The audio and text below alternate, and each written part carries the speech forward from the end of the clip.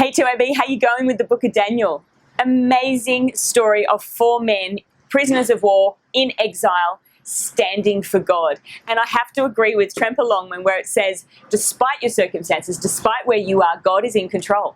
So let's have a look at the date and the genre of what we're reading. Daniel, in the book of Daniel, he dates it, which is kind of good. Some of the Old Testament books don't, and you're kind of guessing, and you're looking at history to try and find out where they fit. But the book of Daniel starts with, in the 3rd year of the reign of Jehoiakim, king of Judah, Nebuchadnezzar, king of Babylon, came to Jerusalem and besieged it. So he gives us almost like a beginning date of this is the story.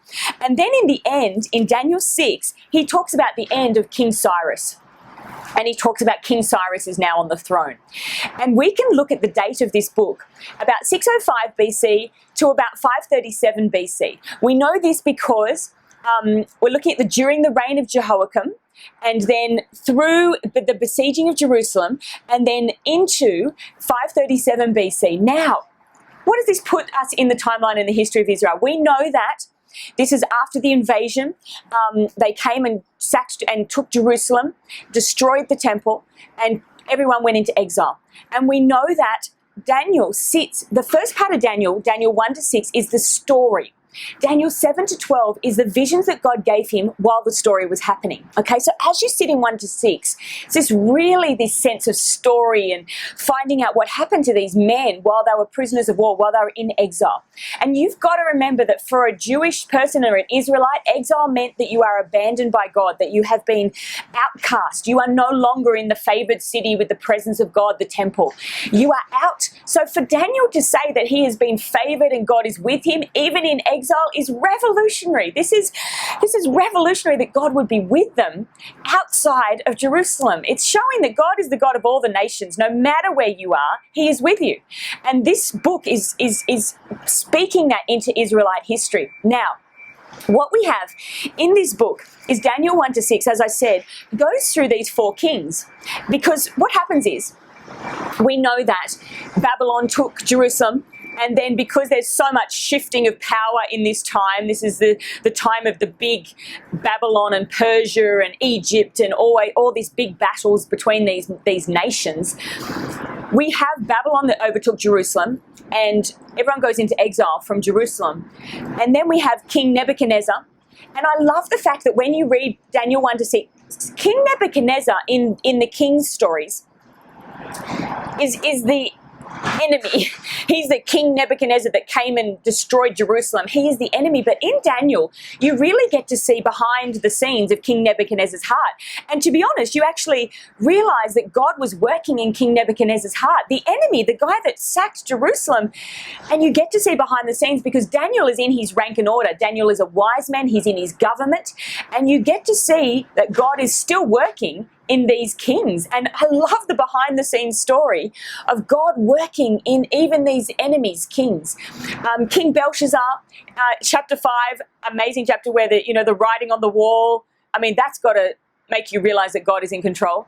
Then we go to, in 531, we go to Darius. And let me have a look at Daniel 5:31. So Daniel's mapping these kings who was in governance when he was in the government, basically. 5:1, King Belshazzar gave a great banquet.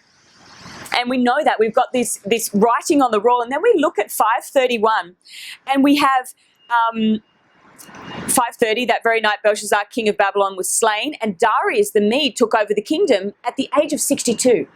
So he's telling you who's in charge at the moment. Then he says in 6:28, I love this feeling of history in this text. I love knowing history. I'm very much my father's daughter. 6:25, then King Darius wrote to all the nations. He says this, and then 6:28. So Daniel prospered during the reign of Darius and the reign of Cyrus the Persian. So what we have is this shifting of power from Babylon to Persia. Now, did your brain just click, TYB, because you're reading the whole Bible and you're starting to think historically? Did your brain just go, wait a second, Cyrus? I've heard that name. Yes, you have. Jump back to Ezra. You are right. Ezra 1. The same King Cyrus Ezra 1. In the first year of Cyrus, king of Persia, in order to fulfill the word of the Lord spoken by Jeremiah, the Lord moved the heart of Cyrus, king of Persia, to make a proclamation throughout his realm and also to put it in writing. This is the same king that sends them back to Jerusalem to build the temple.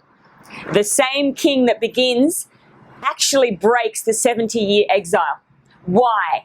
Because in my brain, in my thinking, and I may be taking a little bit of license here, Daniel is in favor, in governance, in rank and order to that king, and that king sends them back.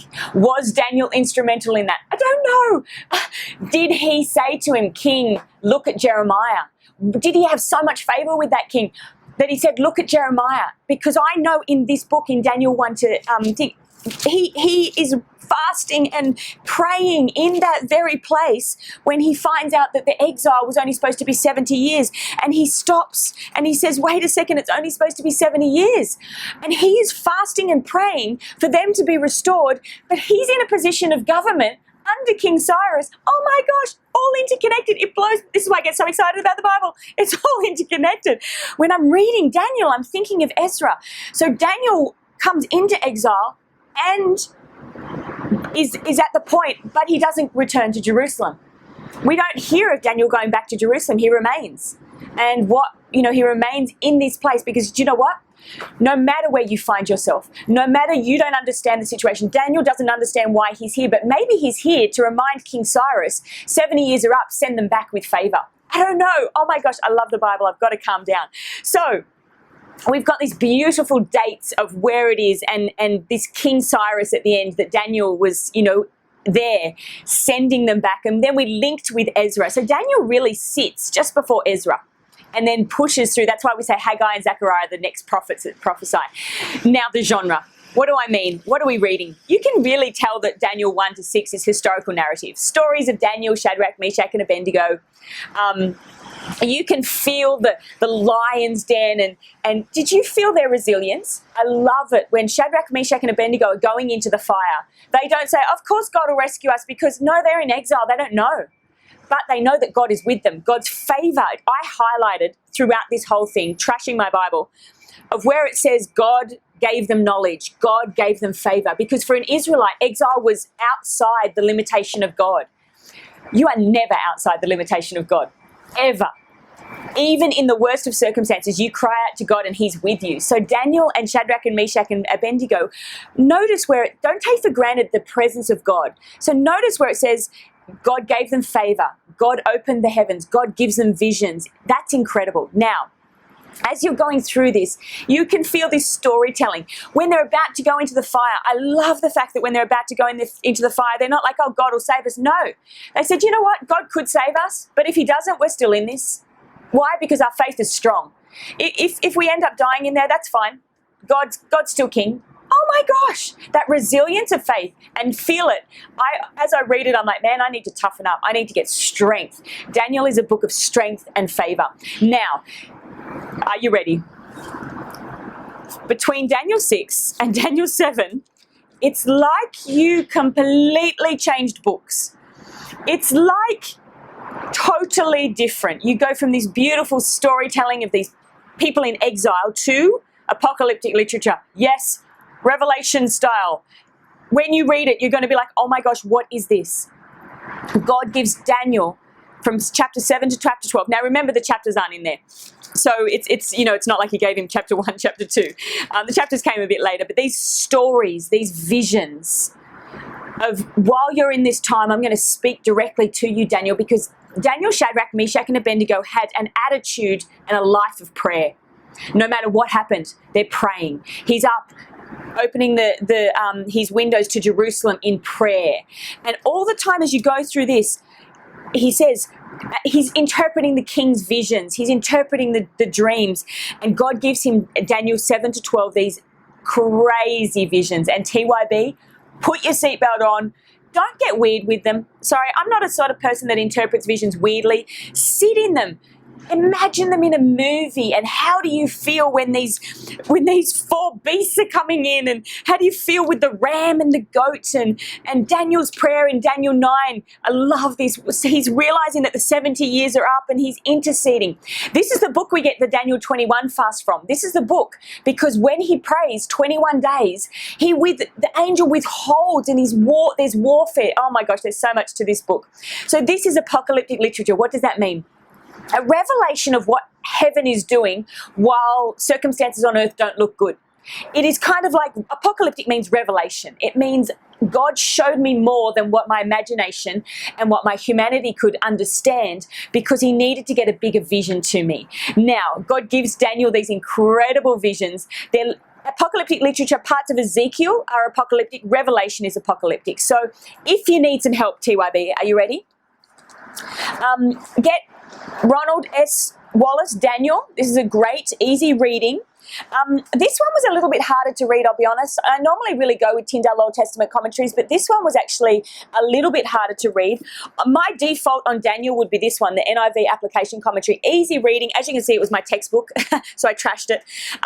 So it's easy reading, but it does actually go through the visions, and it's Tremper Longman is a really great writer. He writes really well. So maybe you need some help with these visions, but jump into them, have fun. These are visions for that time and are visions that are yet to be fulfilled, and we're going to talk about that in the next snapshot. Have a ball in the book of Daniel.